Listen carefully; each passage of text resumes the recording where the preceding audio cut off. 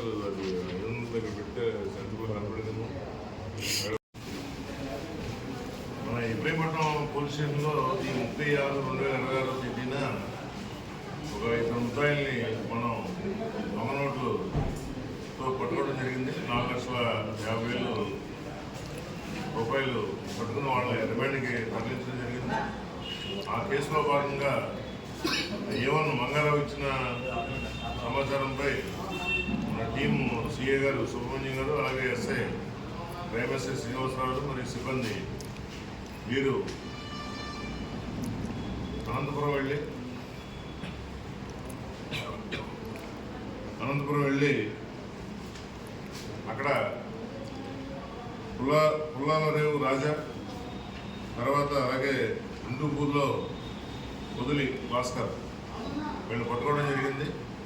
ఈ పుల్లాలరేవు రాజాని అరెస్ట్ చేసిన తర్వాత మన హిందూపూర్లో పొదిలి రాజాని పట్టుకుని వాళ్ళ ఇంట్లో ఉన్న ఈ కెనాన్ కంపెనీకి చెందిన బ్లాక్ కలర్ ప్రింటరు, కెనాన్ కంపెనీకి చెందిన వైట్ కలర్ ప్రింటరు, డెల్ కంపెనీకి చెందిన ల్యాప్టాప్, ఎప్సాన్ కంపెనీకి చెందిన స్కానరు, తర్వాత లామినేటరు, తర్వాత సెల్ ఫోన్లు మరియు నకిలీ 500 రూపాయలు నోట్లని సీజ్ చేయడం జరిగింది.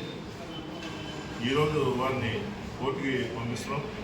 ఈ కేసులో రాజు అనే ఒక ముద్దాయి మన ఇబ్రహీంపట్నం అతను పట్టుకోవచ్చు.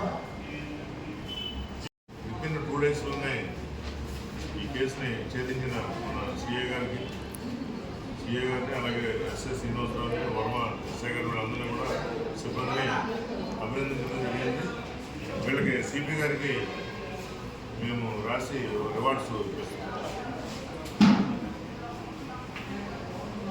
దీంట్లో ఈ పుల్లాలరావు రాజా వీడి మీద ఒక 3 కేసులు గతంలో ఉన్నాయి.